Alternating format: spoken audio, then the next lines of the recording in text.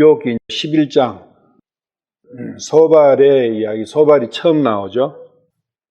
1절 그때에 나아마 사람 소발이 응답하여 이르되 말로 가득한 사람이 어렵겠느냐?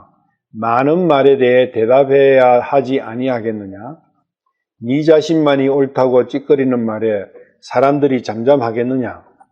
네가 조롱할 때에 아무도 너를 부끄럽게 하지 못하겠느냐? 네가 말하기를 내 입에서 나오는 말은 순수하고 나는 주의 눈에 깨끗하나이다 하였도다.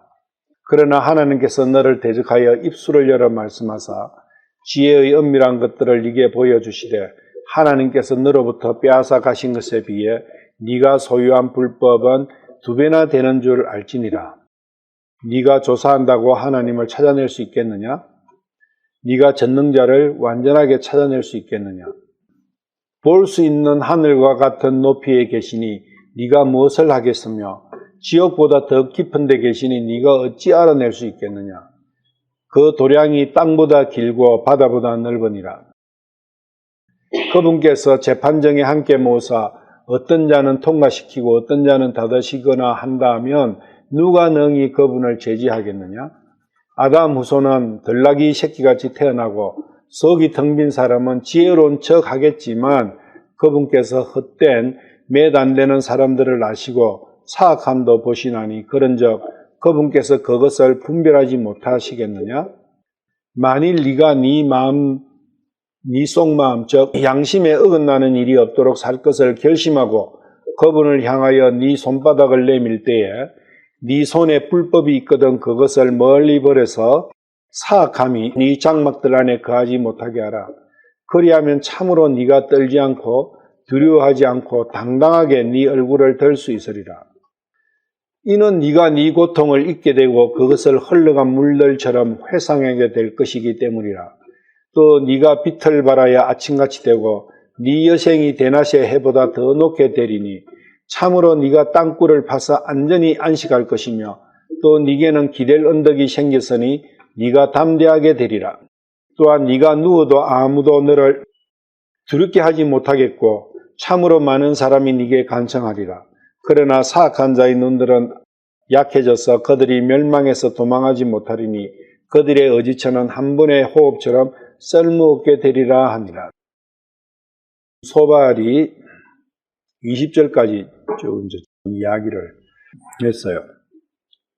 엘리바스, 빌닷, 소발이 세 사람이 한 번씩 각각 이야기를 했죠. 그런데 정리를 하면서 느끼는 게 엘리바스나 빌닷이나 소발의 이야기는 너무나 심플해요.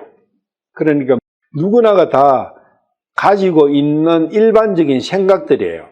그래서 할 말은 별로 없어요. 이런 걸 갖고 서로 깊은 교제를 나누고 할 그런 부분은 없는데 소발을 통해서 혹은 빌닷이나 엘리바스를 통해서 내 모습을 보는 데는 유익을 줄 수 있어요. 그렇지만 별로 깊이는 없어요. 그만큼 우리 일반적인 사람은 깊이도 없고 별로 얻을 것도 없고 아무것도 아니다는 거예요. 욥의 이야기와 이 친구들의 이야기를 대비를 해보면 욥의 이야기는 참으로 이게 단어 한 개, 낱말 한 개, 구절 한 개, 그것들이 해도 끝이 없도록 이렇게 이야기가 이어지고 할 수 있는데 이 친구들의 이야기는 그런 게 없어요. 그게 왜 그러느냐? 친구들은 이 세상에 있는 눈에 보이는 물질 세계에 한한 그것에서 이야기가 그쳐버리기 때문에 그러한 것이다. 우리 이 세상에서도 여러 가지 이 세상 지식 있잖아요. 철학이나 종교나 윤리도덕도 종류가 참 많아요. 소발은 어떤 부류에 속했는가 그런 게 알아야 되는데 나아마 사람 소발은 소발이라는 단어 자체가 참새예요. 참새 소발의 첫 등장이다. 그리고 소발은 어떤 주의자냐 하면 행복지상주의자예요. 나의 행복한 그 삶이야말로 이 세상을 살아가는 궁극적인 목적이다. 내가 행복해야 된다. 그런데 그 행복을 해치는 것들이 나의 정욕이고 세상에서 주는 그러한 쾌락이고 그런 부분들이다. 그런 부분들에 탐닉하면은 행복하지 못하게 된다. 자, 그렇게 보면은 엄청 맞는 것 같죠? 근데 그것을 안 하려고 하는 그것이 자기를 갈고 닦아서 안 하려고 하는 거예요. 에피쿠로스 학파인데, 그러니까 소발도 에피쿠로스 학파예요. 소발이 분명히 에피쿠로스보다는 먼저예요. 왜냐하면 에피쿠로스는 BC 370년도에 태어났기 때문에 요기가 아무리 늦어도 에레미야 시대 BC 한 600년에서 500년 그 사이니까 한 200년 이상 앞선 거죠. 에피쿠로스보다는. 그러니까 오래전부터 그러한 사상이 니무롯 시대부터 이러한 사상은 존재했던 거예요. 니무롯이 무슨 방탕하고 그런 게 아니고 종교를 가지고 사람을 낚은 거예요. 사람 사냥을 한 거예요. 종교라는 게 내 힘으로 스스로 거룩하게 하나님처럼 되려고 하는 그 사상이에요. 종교가. 니무롯은 그런 데 있어서는 최고였다는 거예요. 예수님 시대에서는 율법학자나 바리새인이나 이런 사람들이 최고였잖아요. 소발도 거기에 근접하는 굉장한 종교주의자이다. 행복을 추구하는 것은 다 맞아요. 모든 사람은 불행을 추구하지는 않습니다. 행복을 추구하는 그것은 당연한 거예요. 그것은 하나님께서 넣어주신 뼈대입니다. 사람의 마음의 뼈대라고요. 그런데 문제는 그 행복을 어디에서 찾느냐 하는 거예요. 어디에서 찾느냐? 내 속에서 찾느냐? 선악과의 독 속에서 찾느냐? 아니면 선악과의 독을 벗어나서 하나님의 품 안에서 찾느냐? 하늘 것으로 찾느냐? 땅의 것으로 찾느냐? 모든 게 그게 대비되는 거예요. 그 두 가지로 나눠지는 거죠. 그런데 육신만, 물질만이 이 세계에 존재하는 것이다. 물질이 이 세계의 주체다. 육신이 주체다. 땅이 주체다. 내가 주체다. 이렇게 생각하는 사람들은 다 이 땅에서 찾는 거예요. 내 속에서 찾는 거예요. 세상에서 찾는 거예요. 그 모든 것을 총칭해서 한마디로 하면 선악과의 독 속에서 찾는다. 사탄의 품 안에서 찾는다. 사탄의 왕국에서 찾는다. 그 이야기예요. 행복을 찾지 말라는 게 아니에요. 어차피 태어나서 우리가 사탄의 왕국의 백성으로 태어나서 그 왕국에서 살아갈 때 사탄도 잘 모르고 하나님도 잘 모를 때는 이 세상에서 주어진 환경 안에서 행복해지려고 최선을 다해보는 거예요. 발부둥 치보는 거예요. 우리의 삶의 살아온 나날들이 그거 아닙니까? 그 행복을 저해하는 요소가 있을 때는 과감하게 싸우기도 하고 전쟁도 하고 그렇게 하는 거예요. 내 모든 것을 올인하죠. 행복을 위해서. 그래서 결혼도 해보고 싸움도 해보고 직장도 해보고 공부도 해보고 별별 걸 다 하죠. 우리가 뭐 하는 지금까지 살아오면서 내가 했던 모든 것은 궁극은 행복해지려고. 그런데 똑똑한 사람은 눈이 좀 떠 있는 사람은 뭘 본다고? 행복이 여기는 없구나.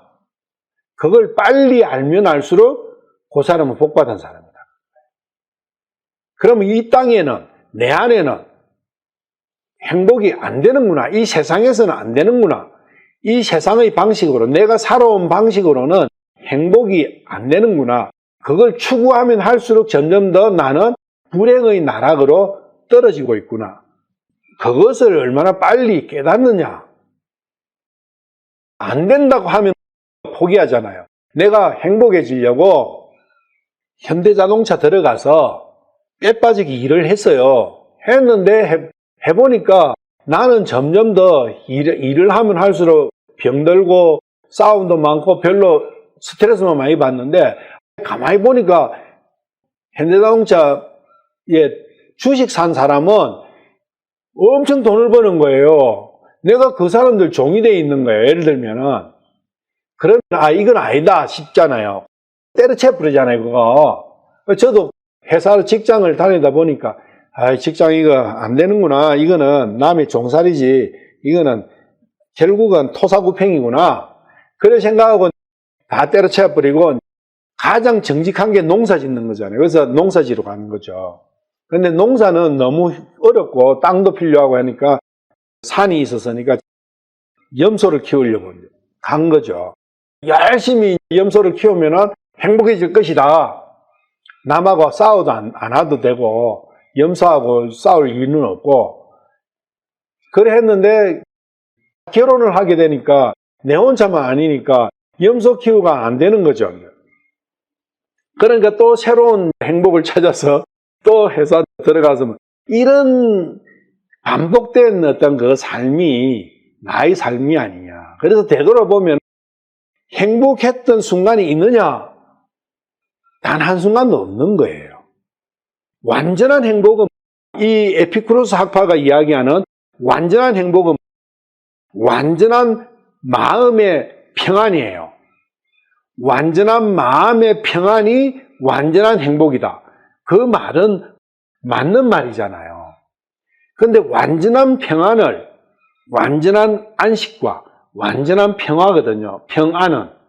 그래서 완전한 평안은 어디에 있느냐? 욥기가 그걸 이야기를 하고 있잖아요. 완전한 평안은 어디 있다? 욥은 그 완전한 평안을 찾아가고 있는 길이잖아요. 자기가 별짓 다 해가 자기는 엄청 한 고을의 왕으로서, 지배자로서 엄청난 재산과 엄청난 부와 이런 걸 누렸던 사람이잖아요. 누리고 온 사람인데 거기서는 행복이, 마음이 안식이 없었다는 거예요. 항상 조마조마했고 불안정했다는 거예요. 그렇다는 것은 항상 불행했다는 거예요. 행복의 반대는 불행이니까. 우리는 항상 뭘 가지고 사느냐 하면 가능성을 가지고 살아요. 가능성. 그러니까 행복의 가능성이 있다 그 이야기예요. 있는데 내가 그 길을 잘못 찾았을 뿐이지. 그래서 이 길로 가다가 안 되니까 이 길로 가고, 이 길로 가다가 안 되니까 이 길로 가고. 그게 무지개를 쫓는 거다. 어제도 무지개, 쌍무지개 났지만 여기서 볼 때는 아웅반에서 무지개가 꼽혔거든요. 아웅반에 가면 또 그게 빈다야까지 가요. 빈다야 가면 있어요? 아니에요. 또 없어요. 절대 무지개는 못 잡아요. 무지개는 하나님의 손안에 가면 무지개를 잡아요. 무지개 언약이 그런 의미가 들어있어요. 초등학교 교과서에도 무지개에 대한 이야기가 나와요. 어떤 소년이 무지개 잡아로 막 들판을 가는 거예요. 끝까지 못 잡죠. 소년이 늙어 죽을 때까지 뛰어가도 못 잡죠. 무지개를. 우리 삶이 가능성을 가진다는 그게 바로 그 이야기라는 거예요. 그게 어리석은 거 아니냐. 한번 잡으러 가보면 안 되면 포기하는 게 맞죠. 그런데 우리는 우둔해가지고 어리석어가지고 포기라는 게 없어요. 왜? 포기하면 비겁자고 어리석은 자라고 생각하니까. 반대로 배워가지고 그런 문제가 나옵니다. 사도행전 17장 18절 한번 봐봐요.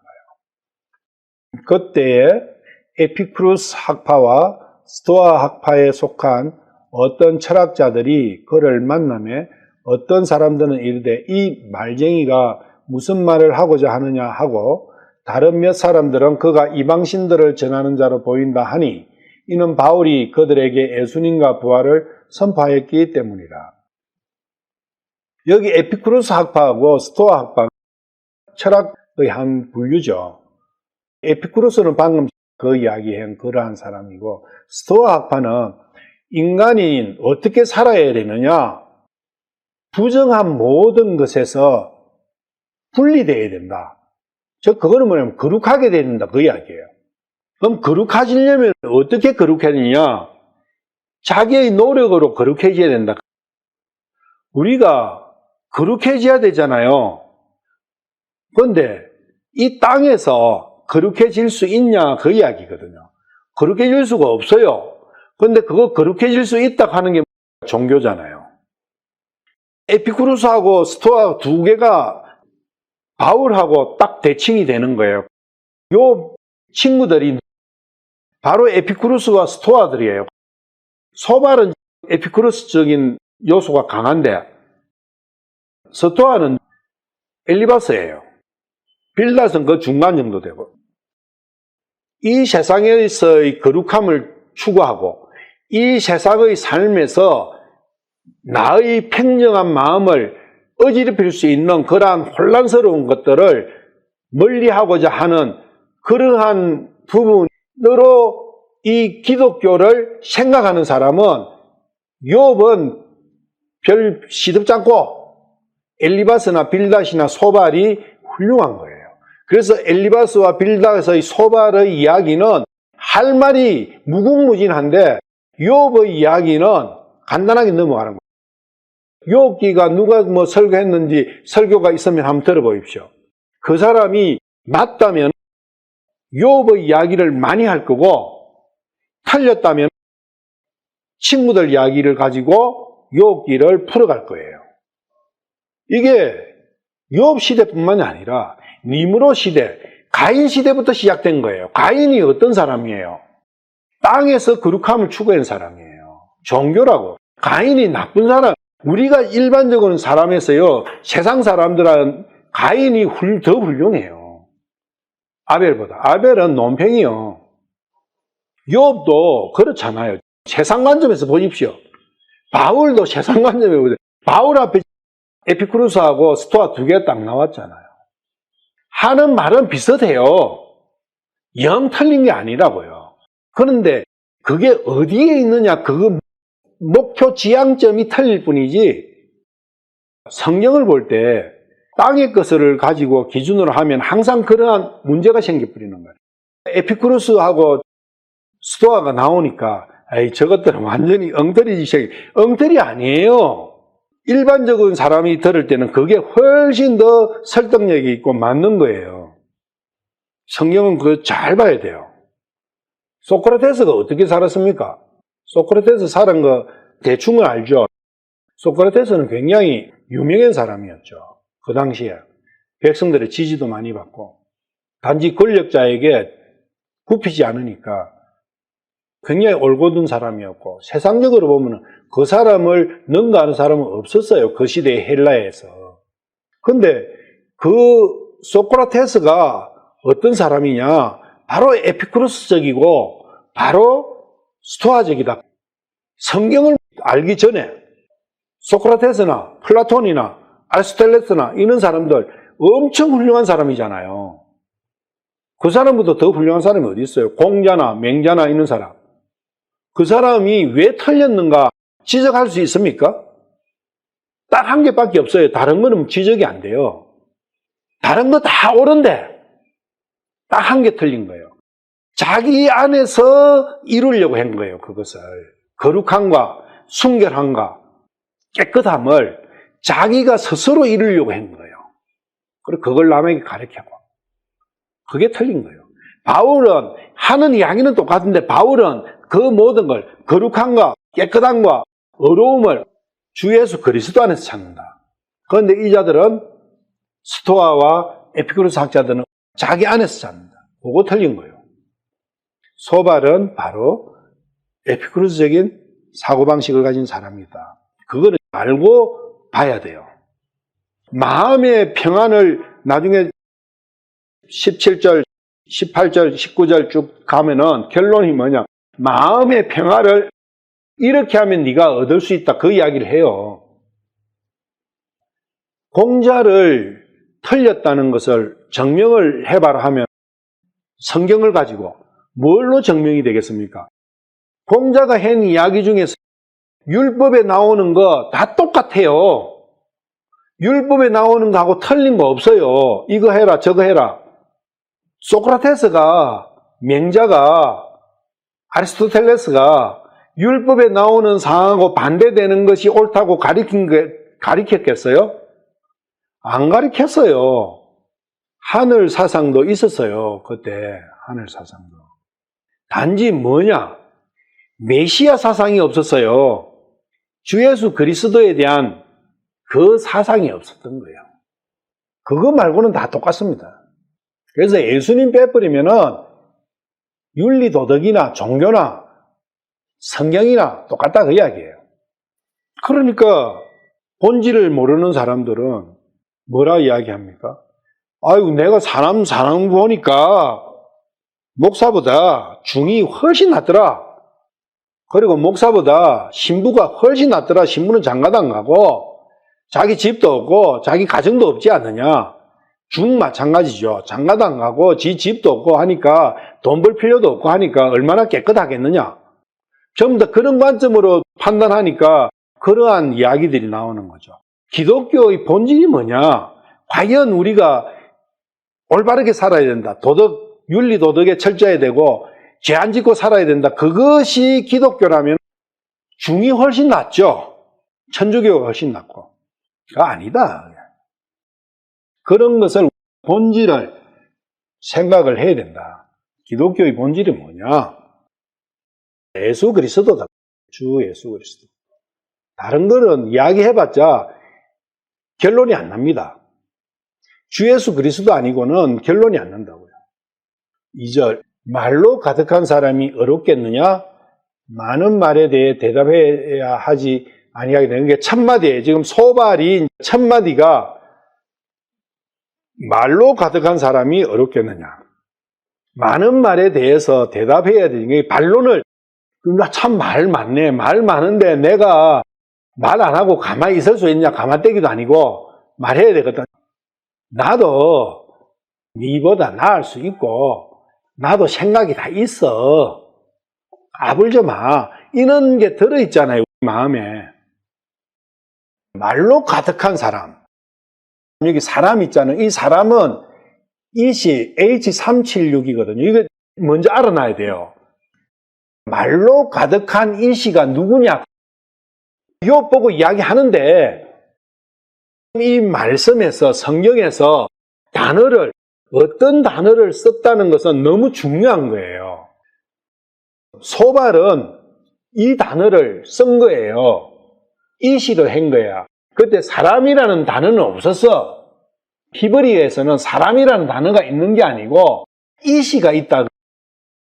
이시, 에노스, 죽을 수밖에 없는 사람, 아담 이런 걸 썼는 거예요. 그것을 번역하는 과정에서 통일이 돼버린 거예요. 라틴어로 가서 라틴어에서 영어로 가는 과정에서 통일이 돼버린 거예요. 그래서 사람이라는 한 단어로 만들어버린 거야. 그것을. 근데 그 당시에는 그런 게 아니에요. 이시가 말로 가득한 이시가 어렵겠느냐 이렇게 되는 거예요. 말로 가득한 이시가 누구냐? 예수님이 말씀이 육신이 되어 오셨잖아요. 말씀이잖아요. 예수님 안에는 말만 가득한 거예요. 예수님 안에는. 무슨 말만? 구약에서 해오셨던 그 말씀이 가득한 거예요. 구약의 말씀 모든 것이 예수님의 육신이 된 거예요. 예수님은 말씀만 있는 거, 말만 있는 거예요. 말만. 3년 반 동안 예수님 말씀만 하고 가셨어요. 지금 그 이야기예요. 그런데 여기 32장 8절 한번 가봐요. 사람 안에는 영이 있고 이 사람이 죽을 수밖에 없는 사람. 이게 엘리후가 이야기하고 있는데 엘리후는 사람 안에 영이 있다 하는데 이 사람이 H58이에요. 근데 H58이 안에 영이 있습니까? 없어요. 그런 이야기다. 이 시 안에 영이 있는 거예요. 이 시 안에. 그런 것을 구분하지 않으면. 그 다음에 32장 18절. 이 사람은 누구를 표현하냐 하면 자신을 표현해요. 엘리후 자신을 이야기해요. 32장 8절에 이 사람은 엘리후 자신을 이야기하고 있어요. 엘리후 자기가 하나님께서 나에게 영감을 불어주고 계시다. 하나님의 성령을 주고 계시다. 나는 그 힘을 입고 너희한테 이야기하고 있다. 그 이야기를 하고 있는 거예요. 자기는 582로 표현하는 거예요. 그러면서 계속되는 이야기가 18절에 가면 내게는 말할 내용이 가득하다. 말이 가득하다 그 이야기예요. 지 안에는. 그런데 엘리후는 어디 안에 말이 가득해요? 582 안에 가득한 거예요. 예수님은 욥과 예수님은 이시 안에 가득한 거예요.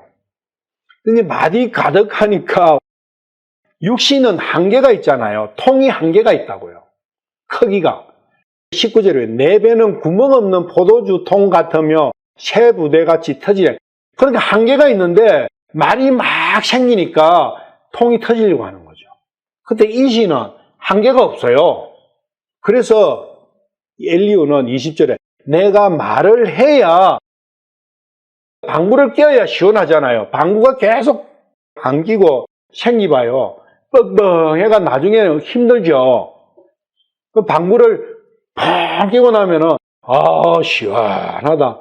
옛날에 이기붕이라고 이승만 대통령 할 때 그때 국무총리가 있었어요. 완전히 이승만이 딱가리죠. 이승만이가 방구를 뻥 끼니까 각하 시원하시겠습니다. 이렇게 했다는 그게 참 유명한 일화죠. 말을 토해내버려야 시원하다. 그 이야기가 582 안에 채워놨기 때문에 그래요. 이런 것을 비교하고 정확하게 파악이 되지 않으면 이 말이 뭔 말인지 알 수가 없는 거예요. 그래서 1절에서 사도행전 17장 18절에 봤듯이 이 에피쿠루스 학파하고 스토아 학파 사람들이 바울 사도한테 뭐라 했어요? 이 말쟁이 했잖아요. 바울은 어느 정도 말을 많이 했을까요? 말쟁이라고 들을 만큼 말을 많이 한 거예요. 그거는 바울 안에는 말만 있었던 거예요. 중요한 거는 그게 어디의 말이냐? 하늘의 말이냐? 땅의 말이냐? 엘리후 안에는 땅의 말이 가득한 거예요. 그런데 예수님과 바울 사도나 욥 안에는 하늘의 말씀이 가득한 거예요. 그 차이가 있는 거예요. 그런데 나타나는 현상은 똑같이 나타나는 거예요. 바울 앞에 스토아 학파하고 에피쿠루스 학파가 나타났듯이 욥 앞에도 에피쿠루스 학파, 스토아 학파가 나타나.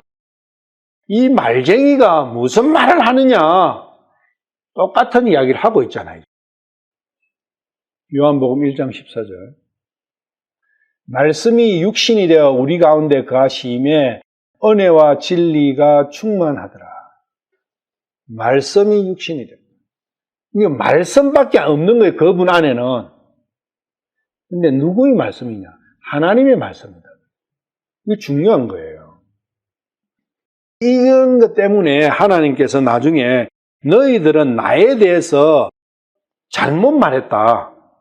욥은 나에 대해서 옳은 말을 했다. 너희들은 나에 대해서 틀린 말을 했다. 이런 게 틀린 거예요. 얼마나 큰 오류예요. 여기에서 조금 몇 절 더 넘어가면 하겠지만 전능자가 나오는데 전능자 하나님이 예수님이에요. 전능자 하나님이 불의하다면 메시아가 그리스도가 불의하다면 어떻게 되겠느냐는 거죠. 그리고 신약에서 예수님께서 오셔가지고 사람들에게 이야기를 많이 하셨잖아요. 가르치셨는데 하늘나라의 것을. 그때 어떤 사람들이 복 받았느냐? 예수 당신이 그렇게 이야기하니까 그거 증명해봐. 아니 그게 말이라고 하냐? 사람으로서 네가 무슨 하나님처럼 그렇게 말이라고 하냐? 이렇게 한 사람이 복 받았어요? 아니면 아무 말 없이 아멘. 당신은 참으로 하나님이십니다. 당신이 진짜 그리스도이십니다. 그렇게 한 사람이 복 받았느냐? 말 없어요. 믿음이 없는 사람이 이러쿵저러쿵 말이 많지, 믿음이 있었던 사람들은 말을 안 해요. 그냥 아멘이지. 그게 소발은 믿음이 한 개도 없는 거예요. 소발은 욥에 대해서 이야기하는데, 욥은 욥기 1장 1절도 그렇고 2장 3절도 그렇고 하나님께서 어렵다고 선포를 하신 상태예요. 하나님의 판단과 친구들의 판단은 완전히 반대로 가 있잖아요. 친구들은 판단을 잘못하고 있는 거죠, 모든 것을. 왜 그러느냐? 믿음이 없어서 그렇다고요. 하나님에 대한 믿음이 없어서 그런 거예요. 하나님을 믿는다 하고 있어요. 이 사람들도, 친구들도 하나님 덜맹이요. 하나님 이야기한다고 하나님 믿음이, 자기들만큼 믿음 있는 사람은 없다고 해요. 욥 보고 대래 믿음 없다고 그래요. 자기들은 어렵다고 그러고 믿음이 자기들만한 사람 없고 그렇게 이야기하고 있는 사람들입니다, 이게. 예수님을 믿지 않는 사람들은 하나님께서는 그리스도, 메시아, 그분에 대해 가지고 그분은 창세전부터 하나님과 함께 계셨고 거룩하다는 것은 구약에 말씀을 해놨잖아요. 그런데도 네가 어려워, 네가 거룩해, 이스라엘이 그렇게 했죠. 유대인들이 예수님 오셨을 때. 똑같은 이야기죠. 그렇지만 그리스도는, 예수님은 벌써 구약에서 어렵다고 다 판정이 되어 있는 분이에요. 그런 부분에서 욥하고 예수님은 많이 닮아있는, 이시는 하늘에 하나님 계시면 땅에는 이시가 있다, 그런 의미입니다. 하늘에 하나님, 땅에는 이시. 그래서 하나님과 대칭적인 존재로서의 사람을 이시라 한다. 남자 혹은 남편. 예수님이 남편이잖아요. 신랑이잖아요. 이시. 예수님은 그리고 남자잖아요. 남편이 되는 건 남자가 남편이 되죠. 신약에서 사람으로서 예수님을 지칭할 때는 이시로 표현해요. 누가복음 23장 4절. 이에 빌라도가 수제사장들과 사람들에게 이르되 나는 이 사람에게서 아무 잘못도 찾지 못하노라 하며, 여기 보면 사람이 두 개가 나와요. 처음에 수제사장들과 사람들에게 이르되, 빌라도가 이야기한 예수님을 고소하고 있는 사람들. 그리고 빌라도가 나는 이 사람은 예수님이잖아요. 그래서 예수님과 예수님을 고소하고 있는 이 사람, 두 사람이 이 장면에서 나오고 있다. 이 사람은 영어 성경으로 보면 똑같죠? G444. 위에는 백성들이에요. G39장. 신약에서는 사람 할 때는 G444로 맨으로 통일시켜 버린 거예요. 히브리어가 라틴어로 가고 라틴어가 헬라어로 가고 하면서 통일이 돼 버린 거예요. 이 사람이든 저 사람이든 전부 다 신약에서는 G444로 표현해 버려요. 그러니까 헷갈리는 거죠. 신약을 히브리어로 번역한 성경이 있어요. 요사 이제 많이 나오는데, 그 히브리어로 번역한 성경의 콩거더스 남바, 그거 보면은 이 뒤에 나오는 예수님을 지칭하는 사람 있잖아요. 이 사람은 이시예요, 이시. 신약에서는 예수님을 사람으로 표현할 때 보통 예수님 스스로는 사람의 아들이다. 그 사람은 아담이에요.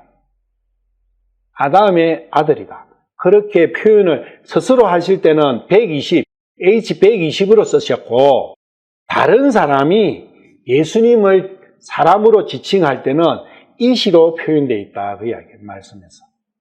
이런 부분이 구분이 돼야 성경 전체를 이해하기가 용이해요. 말이 많고 말이 적고 그런 거 중요하지 않다는 거예요. 그런데 우리 일반적인 생각은 말 많으면 실수가 많고 빈수레가 요란하다고, 말 많으면 알맹이가 없다, 뭐 이런 쓰잘데없는 그런 그 속담에 우리가 고정이 돼 있어요. 말 안 하면 2등이라도 하지. 뭐 이런 대도 안 한 소리 있잖아요. 이런 것들이 나의 마음을 붙들고 있다고요. 말이 많고 적으면 그렇다고 말 안 하는 게 틀린 거냐? 말 많은 게 옳은 거야? 그것도 아니다. 말에 많고 적은 것이 중요한 게 아니다. 어디 말을 하느냐? 하늘 말을 하느냐? 땅의 것을 말하느냐? 그게 중요하다는 거예요. 말은 할 때 꼭 해야 되잖아요. 가브리엘이 수태고지하러 마리아한테 와서 말을 하잖아요. 말을. 하나님의 말씀을 전해주지 않고 말을 하지 않으면 하나님의 말씀이 어떻게 전해지겠냐고요. 말을 통해서 전해지죠. 수화도 하기엔 말이지만 그거 가지고는 10분의 1도 전해지지가 않아요. 여기 와가지고 미얀마 사람들하고 이렇게 같이 살아가지만 제일 깝깝한 게 말이 안 통하잖아요. 이게 발짓, 손짓, 조금 배운 미얀마어, 영어 이런 게 섞어가 하는데도 반도 통하지가 않는 거예요. 말이 그만큼 중요하다는 거죠. 말은 해라라고 혓바닥을 왜 입을 만드시고 혀를 만들어 주시겠어요? 말을 하라고 주신 거죠. 3절 네 자신만이 옳다고 짓거리는 말에 사람들이 잠잠하겠느냐? 네가 조롱할 때 아무도 너를 부끄럽게 하지 못하겠느냐? 네 자신만이 옳다고 짓거리는 말에 사람들이 이 말 우리가 엄청 많이 쓰죠. 네만 옳냐? 나도 말할 게 많네. 그 이야기예요. 종교하고 믿음의 사람이 이렇게 붙으면 항상 이런 형태로 나오는 거예요. 네만 옳냐? 왜냐하면 믿음은 진리는 한 개밖에 없잖아요. 진리는 한 개밖에 없기 때문에 진리를 이야기하면 한 개밖에 없기 때문에 그걸 이야기할 수밖에 없어요. 종교는 여러 개예요. 항상 네만 옳냐? 어떻게 너는 그렇게 독선적이냐? 왜 믿음은 한 개밖에 없으니까. 뱀은 2개잖아요, 혀가. 뱀은 이야기를 하면 상대방이 야, 니만 옳냐 이 이야기를 듣지를 안 해요. 들을 이유가 없어. 왜? 그 사람에 맞춰가지고 요 혀 썼다가 저 혀 썼다가 탁탁탁 이래 하니까 신사 같죠. 젠틀하게 보이죠. 모두와 다 화평할 수 있다고 생각하는 거죠. 일본이 남한한테 가서는 오른쪽 혀 쓰고 북한한테 가서는 왼쪽 편 써가지고 이렇게 남북한은 우리는 전부 다 중국도 그렇잖아요.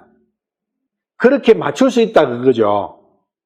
근데 진리는 한 개밖에 없잖아요. 남한이 옳든 북한이 옳든 내가 옳든 저기 옳든 하늘나라 것이 하나님이 옳든 사탄이 옳든 둘 중에 한 개잖아요.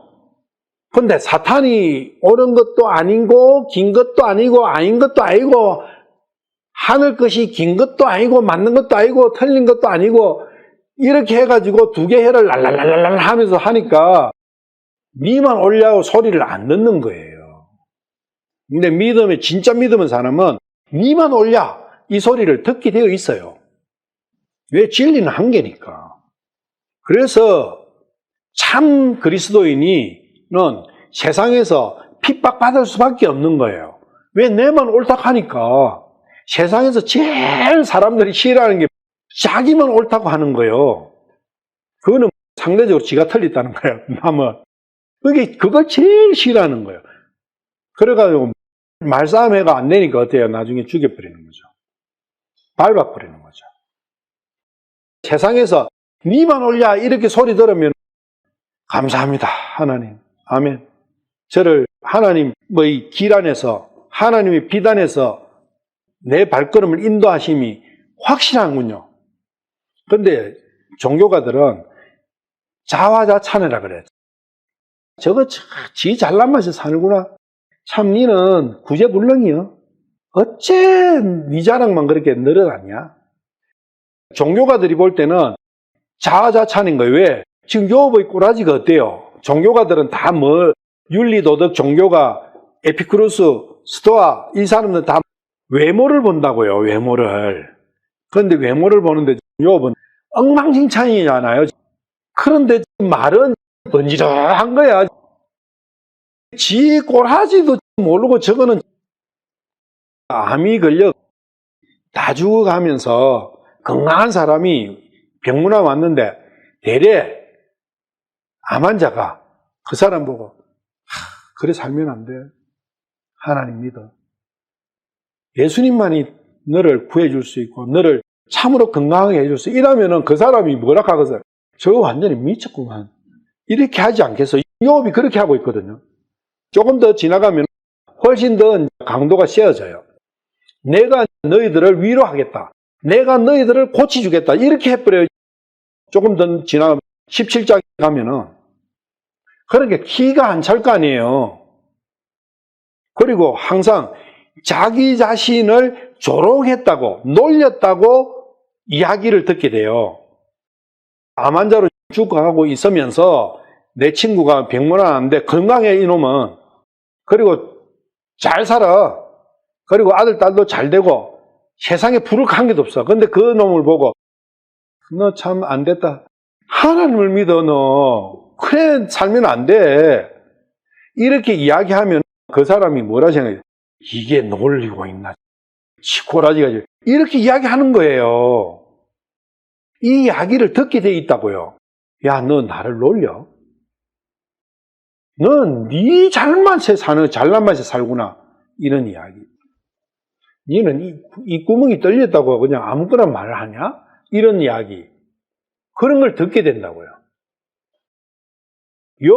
니는 네 꼬라지에 그래 네 자랑질이냐? 속된 말로 이야기 일반적인 대화로 하면 이런 대화다 그 이야기예요. 근데 욥은 지금까지 무슨 이야기 했어요?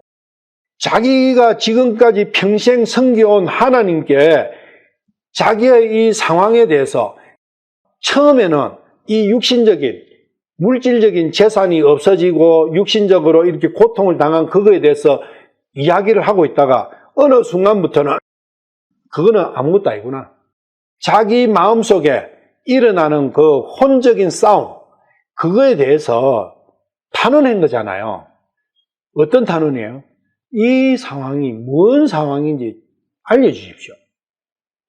죽고 사는 그거는 저는 아무 문제가 없습니다. 중요한 거는 하나님께서 나를 버린 거 아니지 않습니까? 그런 걸 탄원한 거거든요. 그리고 욥은 저는 절대 하나님을 배신하지 않고 하나님을 떠나지 않고 오직 저희 마음은 하나님뿐입니다. 하나님과 함께 하고 싶은 그 마음뿐입니다. 그걸 이야기했잖아요. 자기의 마음을. 그런데 그 말이 친구들한테는 어떻게 들렸어요?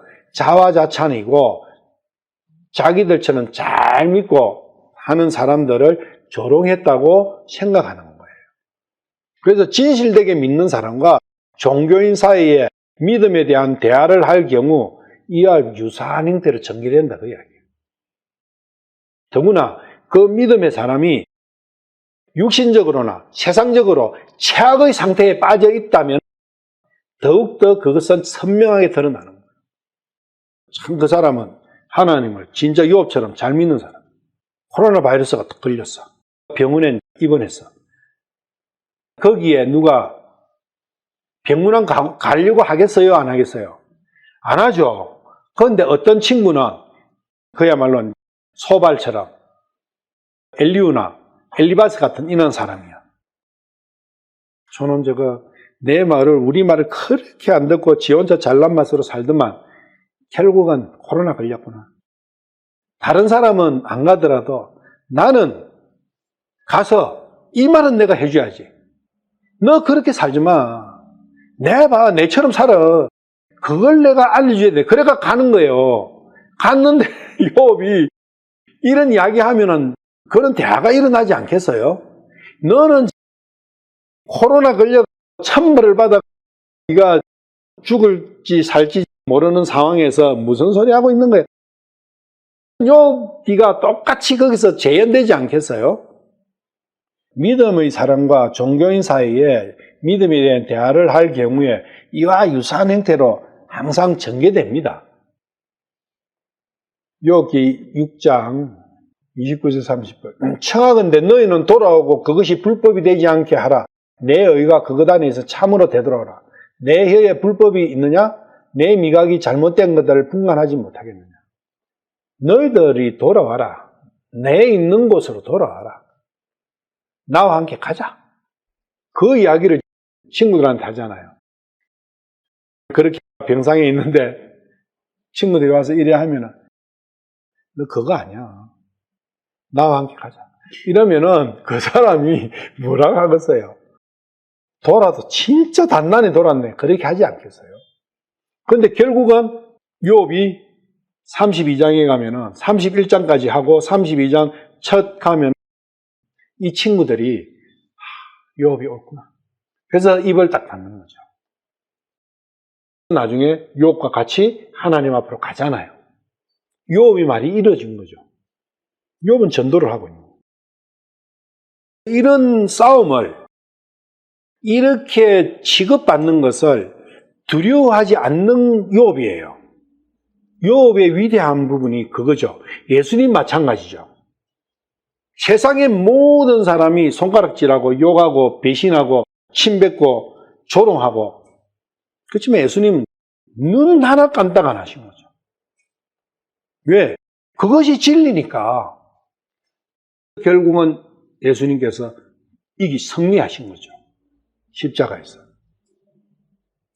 이러한 말씀을 보면서 우리가 거기에 용기를 얻고 희망을 거는 거예요. 하나님, 욥이 이길 수 있는 유일한 길은 하나님의 도움이었다는 거예요. 하나님의 인도하심이었다는 거예요. 그리고 하나님의 역사하심이었다는 거죠. 그게 이루어진다는 거예요. 하나님께서는 그렇게 해주시긴다는 거예요. 욥이 6장에 이렇게 이야기하는 것을 친구들은 뭐라고 들었어요? 이것이 완전히 나를 놀리고 있네. 이렇게 한 거잖아요. 네가 조롱을 했구나. 우리를 조롱했네. 그 조롱으로 듣는 거예요. 놀리는 걸로. 그런데 욥기 12장 4절 한번 봐봐요. 욥의 이야기예요. 내가 하나님을 부르면 그분께서 내가 대답하시는데 이는 내가 자기 이웃에게 조롱을 당하는 것처럼 되었도다. 곧바른 의인이 비웃음을 받아 조롱을 당하구나. 욥은 욥대로 내가 조롱당한다고 생각하는 거예요.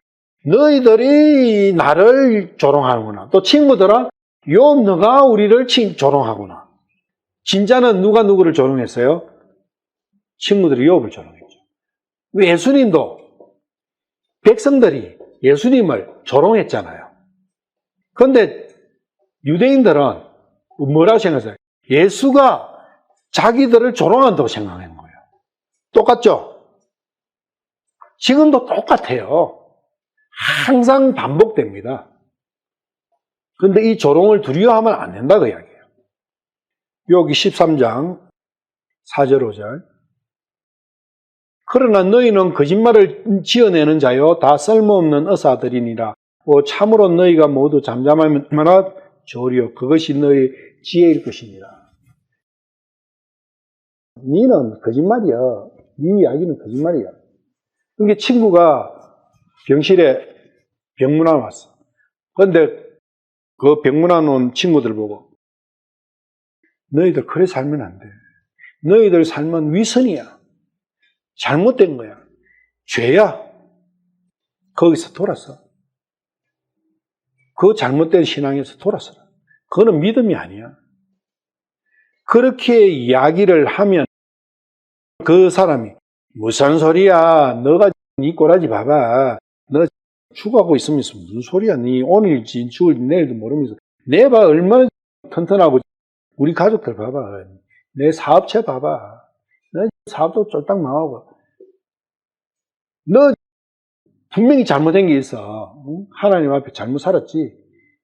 일지짓고 해. 내한테 안 해도 돼. 하나님 앞에 빌고 하나님 저 잘못 살았으니까 앞으로 절대 안 하겠습니다. 해. 이래저래 이야기하니까 내가 너희들은 참 거짓말쟁이다. 이렇게 이야기하는 거예요. 왜 거짓말이에요? 내가 스스로 불법을 버릴 수도 없고 죄를 짓지 않을 수도 없는데 그게 가능하다 하니까 그게 거짓말이잖아요. 그리고 하나님이 하시지도 않은 일들 하나님 하신다 하고 전부 다 거짓말인 거예요. 그게 거짓말인 거다. 그래서 거짓말을 한다고 하는 거예요. 너희들은 거짓말쟁이다. 그러면 상대방이 어떻게 되겠어요? 기가 안 차겠죠. 그렇지만 그 싸움은 해야 된다. 잠잠하라. 너희들은 거짓말만 하는데 거짓말 그거는 안 하는 게 낫다. 그래서 결국 32장 1절 가봐요. 욥기 32장 1절. 욥이 자신의 눈에 어두웠으므로 이 세 사람이 그에게 응답하리를 그치니라. 그러니까 욥이 친구들의 눈에 욥은 어렵구나. 인정이 돼버린 거예요. 믿음이 와버린 거야. 욥이 어렵다는 것보다는 욥의 말이 다 맞았구나. 그러니까 이 세 사람이 할 말이 없어졌잖아요. 입 닫아버린 거예요. 자기의 잘못된 게 자기의 죄가 스스로 인정이 돼버리면 입이 닫혀지는 거는 그거는 인지상정이에요. 그것도 사람 마음의 한 뼈대를 이루고 있어요. 이 친구들은 뭘 깨달았어요? 32장 1절 가서 자기들이 거짓말쟁이였구나. 여기 33장 33절 엘리의 이야기죠. 만일 너거든 내 말에 귀를 기울이고 잠잠해라. 내가 그대에게 지혜를 가르치리라 하니라. 잠잠하게 있는 게 지혜야. 이런 뜻이에요. 그러니까 엘리후는 뭡니까? 엘리후 처음부터 다 욥 이야기를 들었잖아요. 그러면서 잠잠하라 하는 것은 친구들은 잠잠해졌는데 왜 자기들이 거짓말쟁이여 거짓말을 했구나. 그걸 인정했기 때문에 잠잠해진 거예요. 그런데 엘리후는 포기를 안 하는 거예요. 전혀 그 마음이 없는 거야. 그러니까 욥 보고 되레 잠잠하라 하는 거죠. 누가복음 20장 26절. 20장 26절. 그들이 백성 앞에서 그분의 말씀들을 능히 책잡지 못하고 그분의 대답에 놀라며 잠잠합니다. 그러니까 예수님께서 말씀을 하시는데 자기들이 아무리 머리를 굴려도 할 말이 없는 거예요. 할 말이 없으니까 어때요? 잠잠해지는 거죠. 그런데 잠잠하면 됩니까? 안 됩니까? 자기가 거짓말했고 자기가 잘못해서 자기가 대래 죄를 지어서 예수님이 죄를 지은 게 아니고 예수님이 잘못한 게 아니라 그러면 저분이 진짜 그리스도 하나님이시구나 하면은 그분 앞에 무릎을 꿇고 당신은 하나님이십니다. 주여 저를 불쌍히 여기시고 이 이야기를 해야 되잖아요. 근데 잠잠해 버린다는 것은 돌이키지 않았다는 거죠. 귀신 들린 사람이 어떻게 했어요?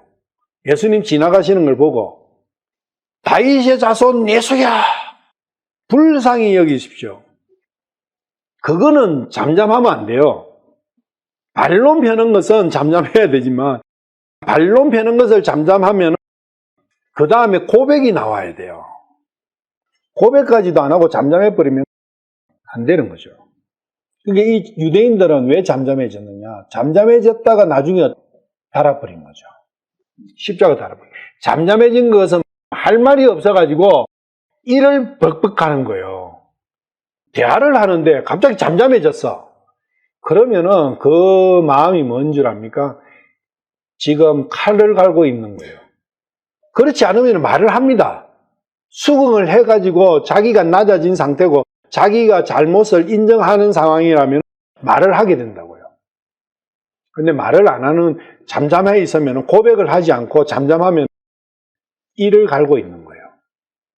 그래서 유대인들도 여기서 이를 갈고 있는 거예요. 여기서 이를 가른 그 결과가 십자가 달아버려요. 이유가 없어요. 이유가 빌라도가 놔줘야 되겠다는 거예요. 안 됩니다. 왜 안 되냐? 이유가 없는 거예요. 그냥 십자가 달아야 된다고.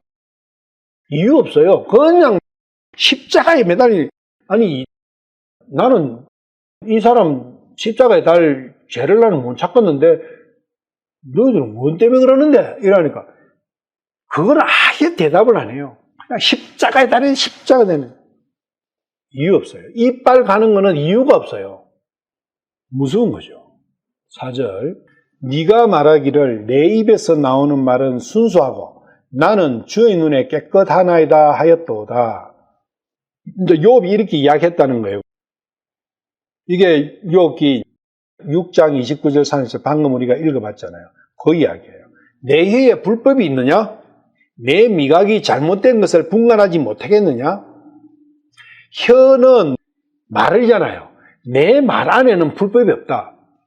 내 안에 불법이 진을 치고 있지만 내 혀에는 불법이 없다. 정확한 표현이죠. 그리고 내 미각이 잘못된 것을 옳고 그런 것을 분간하지 못하겠느냐? 그걸 명철이라고 그러죠. 입은 명철과 연결돼요. 귀는 지혜와 연결됩니다. 그게 12장 가면 나중에 나오는데.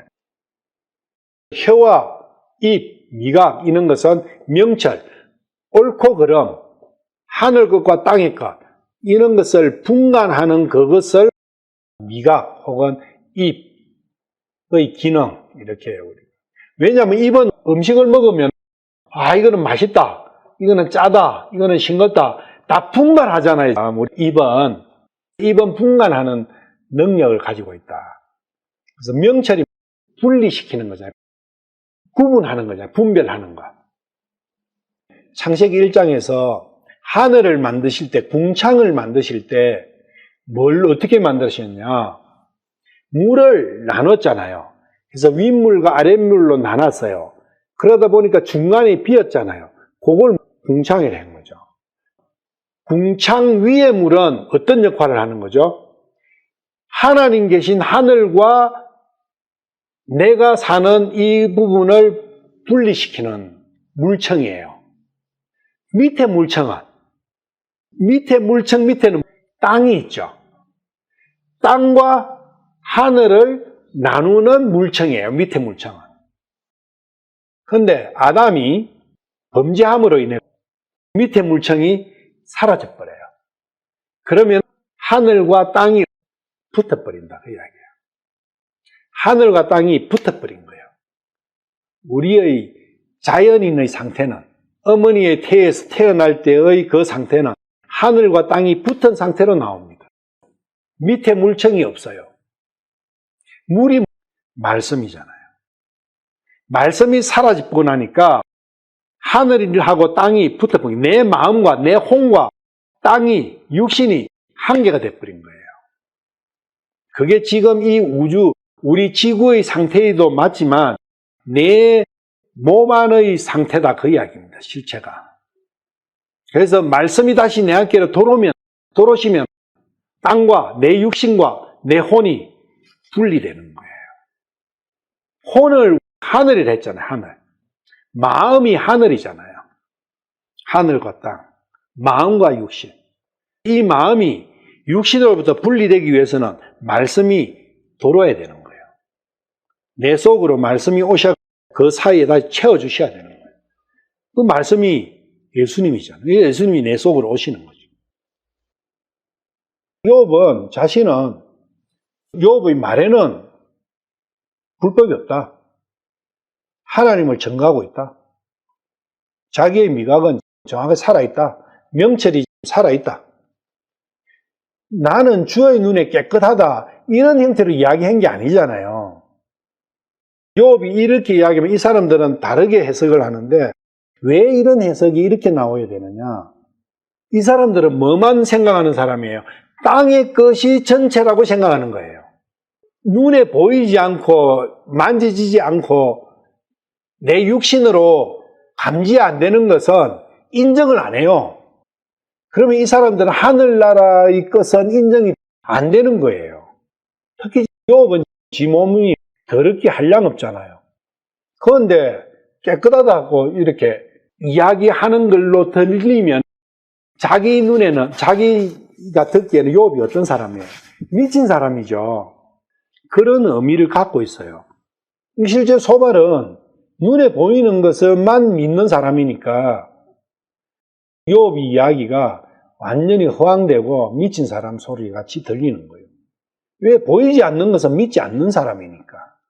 그런데 욥은, 하나님과 욥은 기준은 어디에 둬요? 보이지 않는 것에 기준을 두는 거예요. 이 육신의 상태는 보이는 것, 땅에 있는 것은 고려 대상 자체가 아닙니다. 거기에 대해서는 하나님께서는 타치를 안 하세요. 깨끗하다, 순수하다, 이런 거 다 마음의 상태를 이야기하는 거죠. 보이지 않는 것의 상태를 이야기하는 거죠. 헛소리라는 이런 거 많이 나오는, 이 사람은 욥 이야기를 참 헛소리 하고 있네. 헛소리는 열이 많이 난다든지 제정신이 아닐 때 헛소리가 나와요. 넌 참 제정신이 아니요. 헛소리 하는 사람은 뭐가 약이라고요? 왜요? 몽둥이가 자로 패버리면 정신이 번쩍 들 거 아니냐. 그래서 실제로 그 때려 패갖고 죽는 사람도 있잖아요. 부모가 자식이 헛짓한다고, 헛소리 한다고, 정신 돌아오게 한다고 해서 그 사람들이 믿는다고 하는 이상한 그런 사람들이에요. 몽둥이 찜질하다가 자식이 죽고. 실제 헛소리는 누가 하고 있어요? 그렇죠? 친구들이 하고 있는 거죠. 실제로. 근데 종교하고 믿음이 붙으면 서로 이렇게 헛소리 하고 있다고 이야기하는 거예요. 조롱하고 있다고. 제정신이 아닌 정신들이 마귀의 교리에, 발람의 교리, 니골라당의 교리, 이단 교리에 쌓여 있는 사람들이 헛소리 하는 거예요. 제대로 정신 차린 말을 하는 것은 오직 그리스도의 교리밖에 없어요. 나머지는 교리가 수없이 많지만 대표적인 교리는 마귀의 교리, 성경에 나오는 거예요. 발람의 교리, 니골라당 교리, 이단 교리 이렇게 나오죠. 그리스도의 교리가 뭐예요? 독트린이라고 그러는데 교리, 가르치는 거. 그리스도의 가르침이 뭡니까? 그리스도의 교리는 그리스도교 이렇게 줄이가 이야기하지만 실제로는 그리스도의 교리예요. 그 그리스도의 교리를 가지고 살아가는 단체를 그리스도교라고 하는 거예요. 그리스도의 교리가 뭐냐 그 이야기예요. 한마디로 따지면 그리스도의 교리는 부활이에요. 영원한 생명과 부활이라고요. 마귀의 교리, 발람의 교리, 니골라당 이단 교리 모든 이런 헛된 교리들은 그 내용을 압축하고 딱 하면 이 세상 살 동안만이 오직 모든 것이다. 모든 것의 가치는 이 세상 살 동안이다. 육신 안에 살 동안에 모든 것이 중요한 것이다. 그 이외에는 가치 둘 거 없다. 그러니까 그리스도의 교리는 이 세상은 지나치는 징검다리일 뿐이다. 그래서 영원이라는 게 나오는 영원. 영원한 생명과 그리고 이 세상에서는 죽어야 된다. 그리고 다시 사는 그 부활. 부활과 영원한 생명. 완전히 다른 거죠. 그래서 마귀의 교리, 발람의 다른 사람의 모든 교리와 마귀의 교리는 이 세상의 교리는 이 세상이 사는 지금밖에 없는 거야. 한 번 죽으면 끝이야. 무슨 씨알데없는 소리냐. 지금 여기서 잘 살아야 돼. 그 잘 산다는 그 방법론이 다 다르다고. 아까 에피쿠로스 스토아 봤지만 그 이외에 수없이 많아요. 그런데 그리스도의 교리는 이 세상, 지금 이 현세라고 이야기하는 이 현세는 완전히 무시돼 버리는 거예요.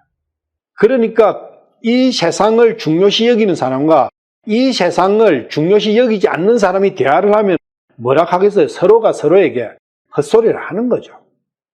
여기 마귀의 교리가 그리고 발람의 교리는 그 안에서 구체적으로 또 나눠지는 건데 발람은 선지자잖아요. 선지자. 하나님의 말씀을 전하는 선지자였어요. 발람의 이야기가 엄청 길게 나와요. 민수기인데 보면. 그리고 발람은 나귀한테 훈계받은 사람이잖아요. 나귀가 어떻게 이야기했겠어요? 나귀는 입술이 없잖아요. 그래서 입술을 안 움직이고 말을 하면은 어떻게 되는 줄 알아요? 그래서 이빨을 닫고 나귀가 나는 이렇게 하는 거예요. 나귀가 말을 하네? 나귀가 말을 하네? 혓바닥만 갖고 한번 해보세요, 말을. 그게 나귀의, 그런 나귀를 통해서 하나님께서 가르침을 줬는데도 안 되는 인간이에요, 발람이. 그럼 발람, 외형적으로는 다 하나님 말씀대로 산다고 해요. 외형으로는 하나님 말씀대로 철저히 지키면서 사는 사람이에요. 그런데 속마음은 세상하고 일치가 돼 있는 그 사람이 발람의 교리를 따르는 사람이에요. 하나님은 마음을 원하시는데 그 마음은 세상하고 일체가 되어 있으면서 행동은 하나님 말씀대로. 그래서 발람을 처음에 민수기 쭉 한번 보십시오. 발람 이야기를. 발락하고 발람 나오는데 발람 이야기를 보면요. 발람이 처음부터 발락이 야 이스라엘 너 저기 저주해 이러니까 나 저주 못해.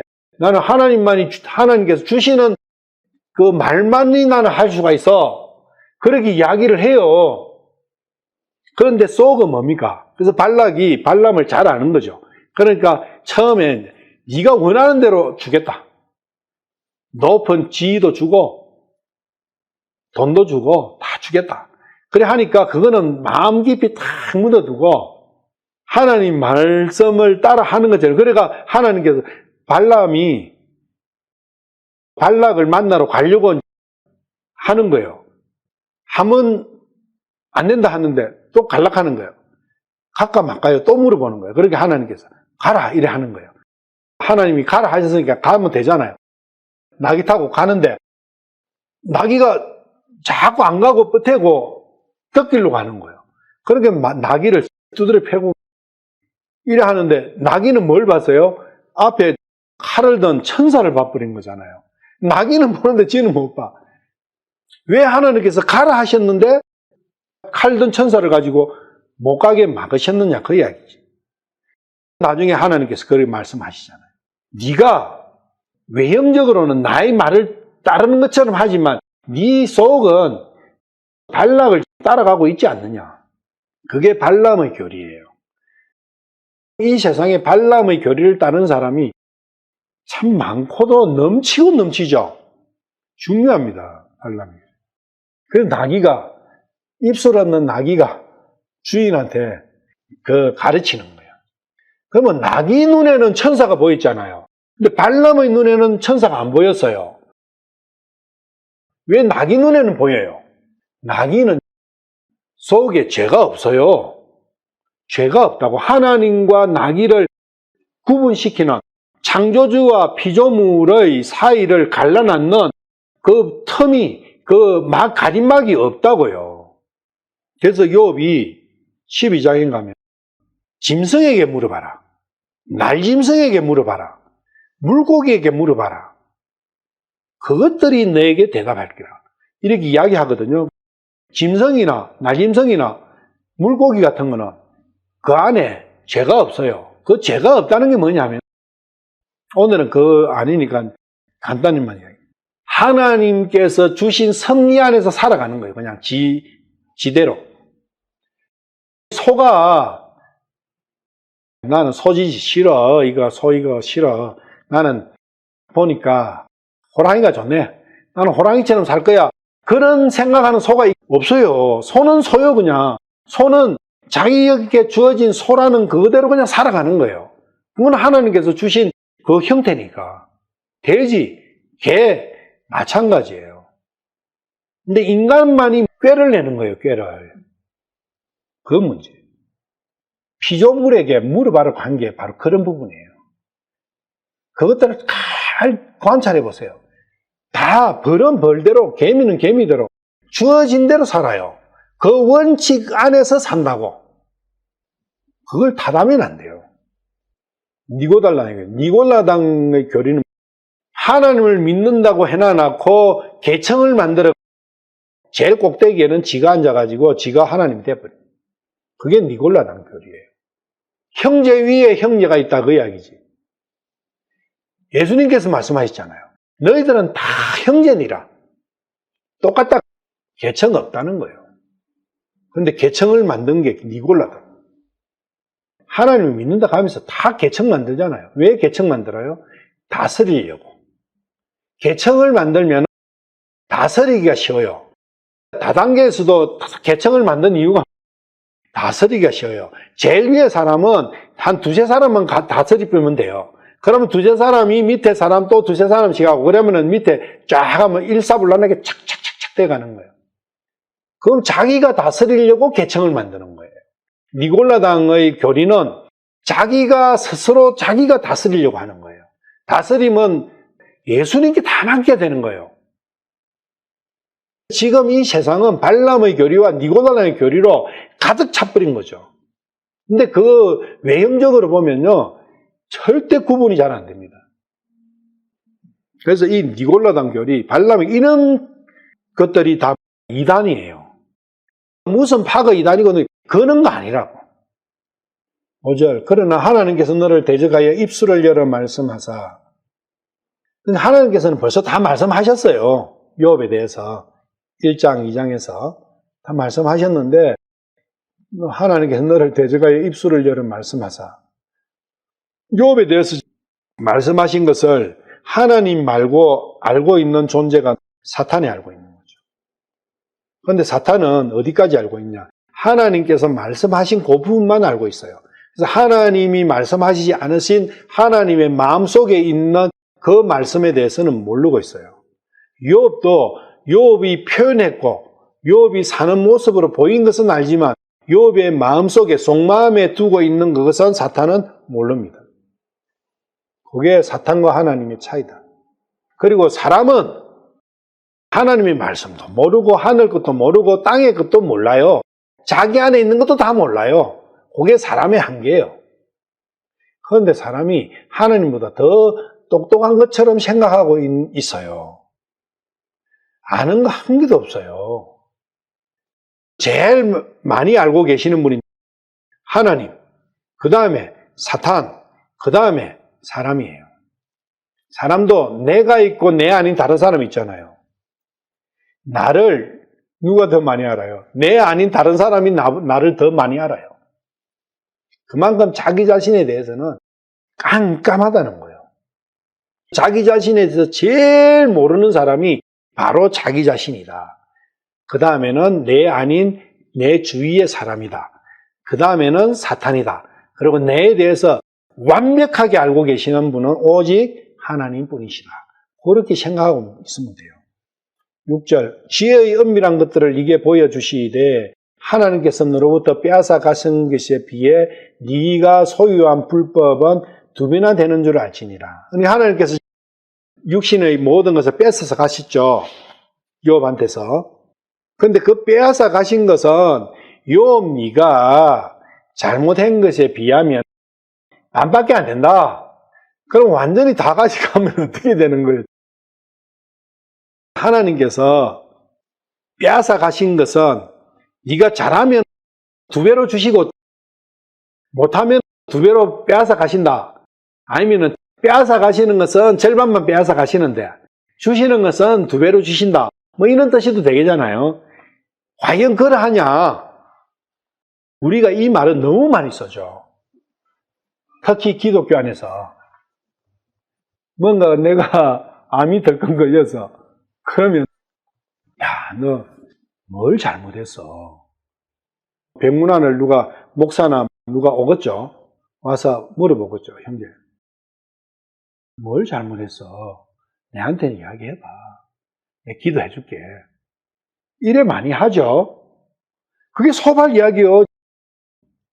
모든 게 하나님께서 주셨다가 뺏어가셨다 하는 모든 기준은 내 죄다. 내 불법이다.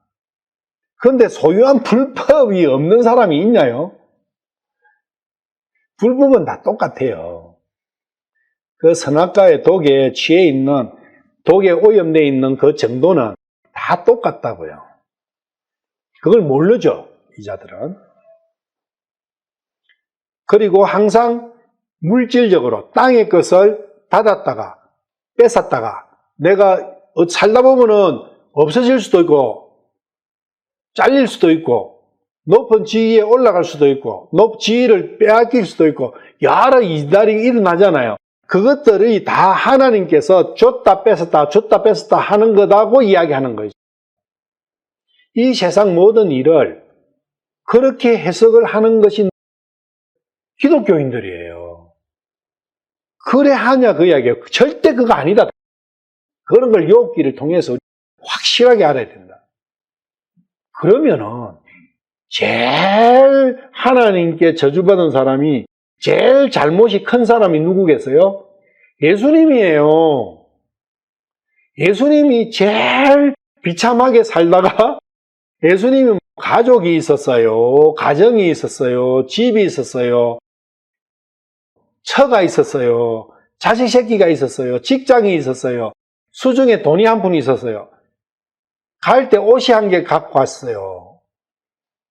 진짜 그야말로 아무든지 십자가에 달려 죽었잖아요.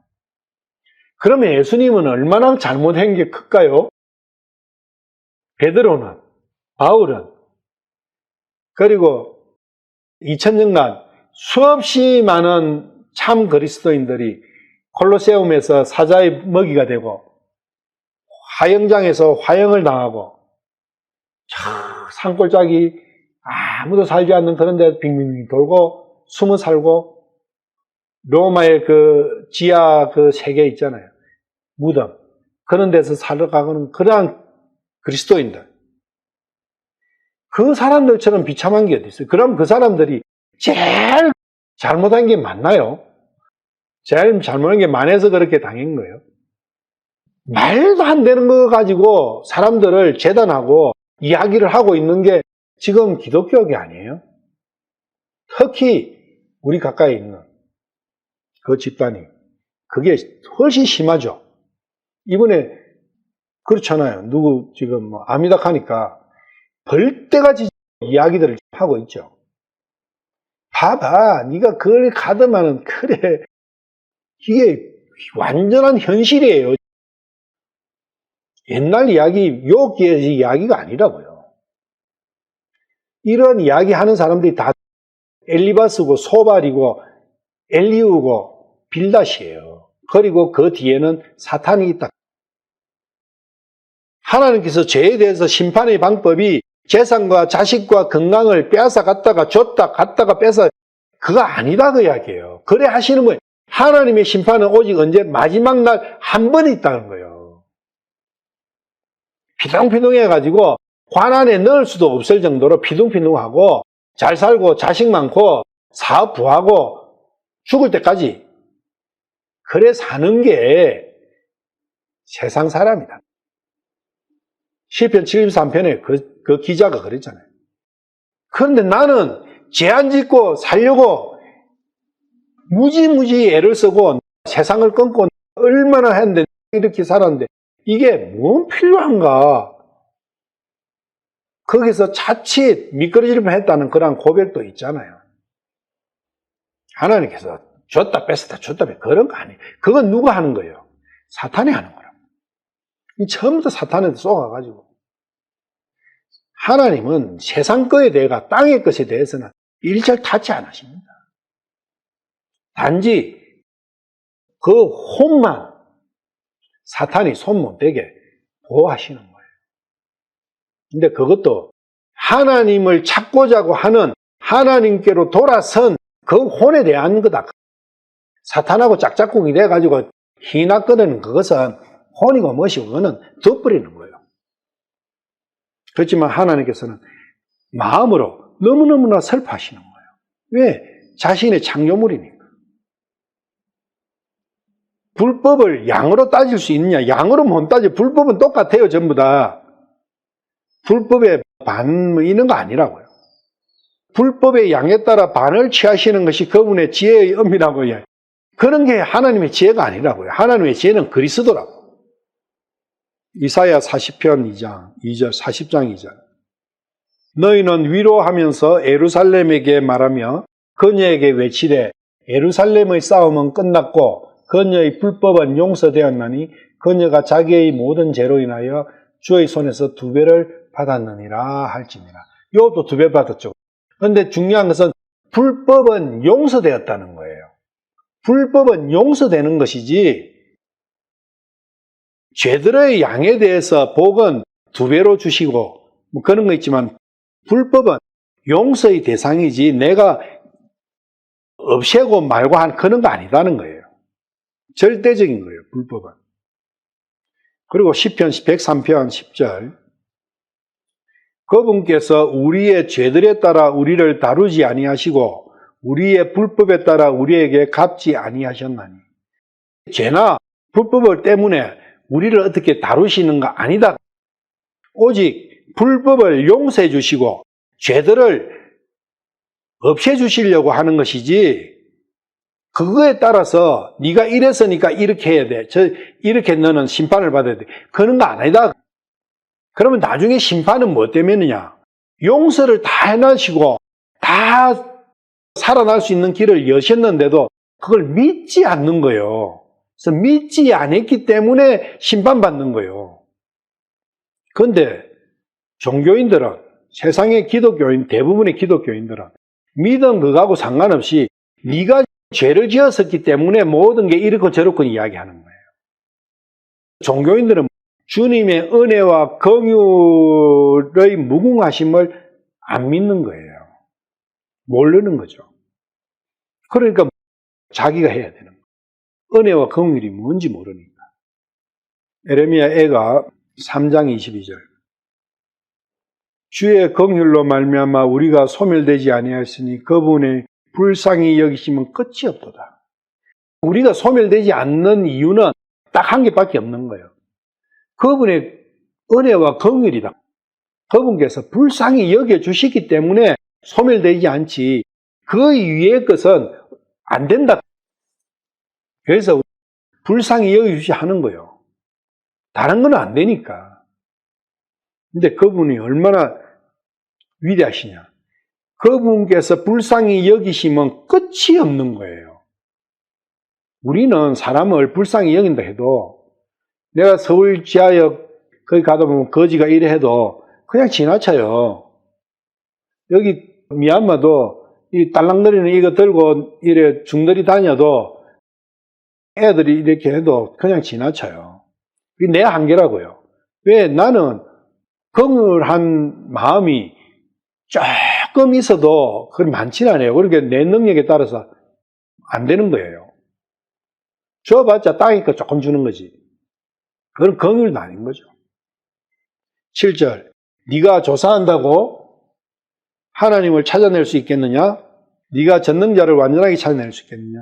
이 부분은 너무 이제 중요한 부분이니까 다음 시간에 하죠. 오늘은 여기를 마칠게요.